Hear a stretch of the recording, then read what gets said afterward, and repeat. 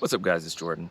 Lately, I've been thinking a lot about shortcuts. A question people ask all the time is, what is the one habit I need to build to be successful in fitness? What's the one exercise I need to do? What's the one piece of equipment? They always want 20 years of experience condensed down into this 20-second pitch of one thing, one single practice or habit that can change their whole life, that can put everything into perspective and make things easy for them. They want it simplified. And I get that. I'm all about simplification. I thoroughly believe that less is more. But you can't do that. You can't take a shortcut. There is no quick fix, there's no magic pill, none of that stuff. Anything worth doing, anything worth having is at the end of a process. It's taking action and compounding those actions over time.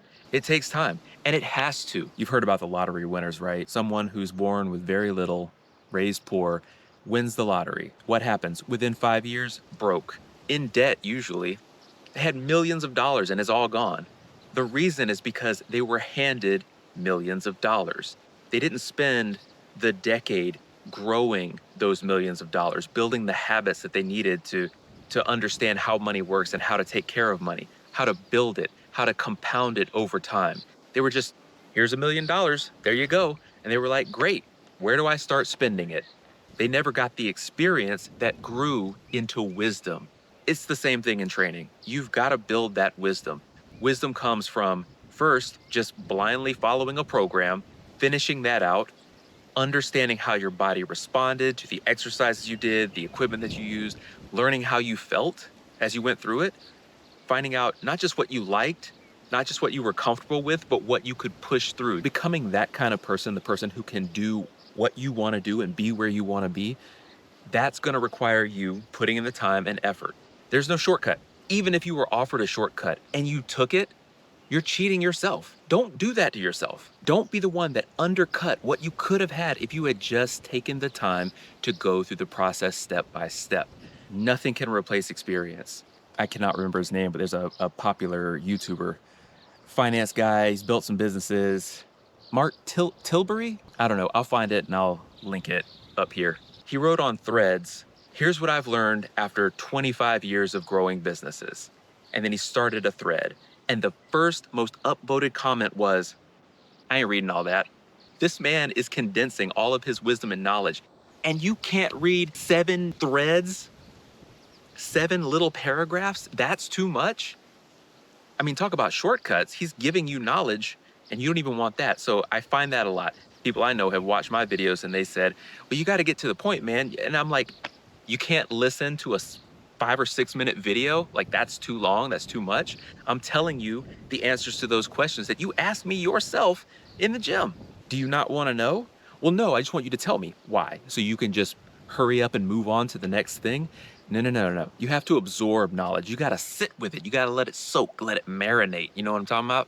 Trying to get to the point, that's one of those shortcuts you got to cut out of your life. Read the 10-minute long article. That's nothing. Read an entire book.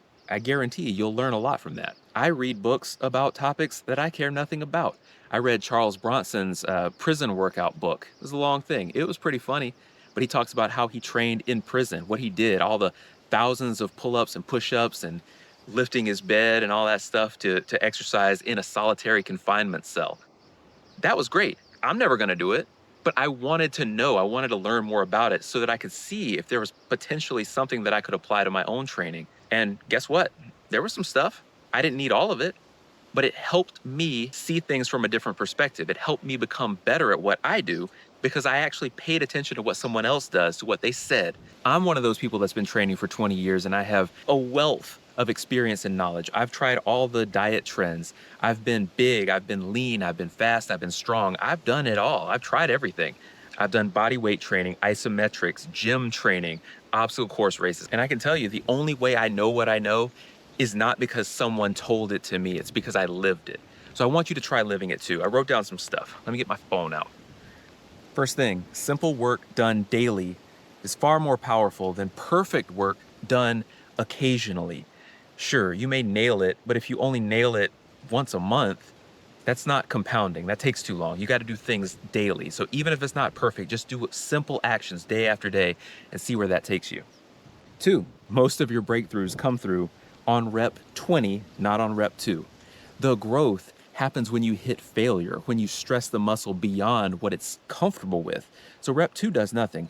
Rep 10, 15, 20, when you feel like stopping and you just keep pressing through, that's where the growth happens. That's where the strength begins.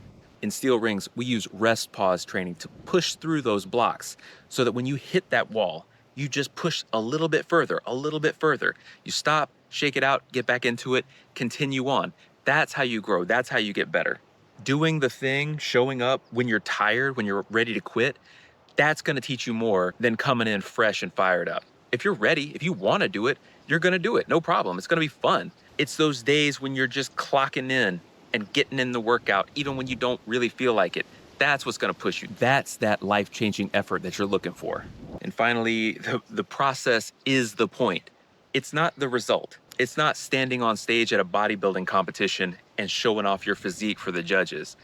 Okay, that's cool, but what you really accomplished was pushing through the training for months and months and months leading up to it, sticking to the diet, sticking to the training plan, even on the days when you didn't want to. That's what makes you successful. Not the trophy, not the medal hanging around your neck. That's just the icing on the cake. Let's say you get first place. Maybe second place just had an off day. Maybe they choked. Maybe the person with the better physique just wasn't on stage that day. It doesn't matter. What matters is that you took the time and put in the work, and that's amazing. So stop taking these shortcuts. Don't ask what's the fastest way, what's the shortest way in something that truly matters to you. Take the long route. It'll be more fun, and you will respect yourself so much more, I guarantee it. Thank you guys so much for watching. My name is Jordan. I've been strength training for 20 years. I've done obstacle course races for the last 10, and I'm so proud of all of you guys who have downloaded the programs. Since I've been posting videos, some of you have completed the 4-week programs, and you've sent me emails to let me know how it's impacted your life so far, and I could not be prouder of you. Keep up the great work. Let me know how it's going. If you haven't already, go to steelrings.store and pay what you want for any of my 4-week programs. They include complete training and nutrition guides, and they'll get you kick-started on your journey. Once you're ready to take it to the next level, check out my 12-week growth program. Thank you guys for watching, and I'll see you on the next one.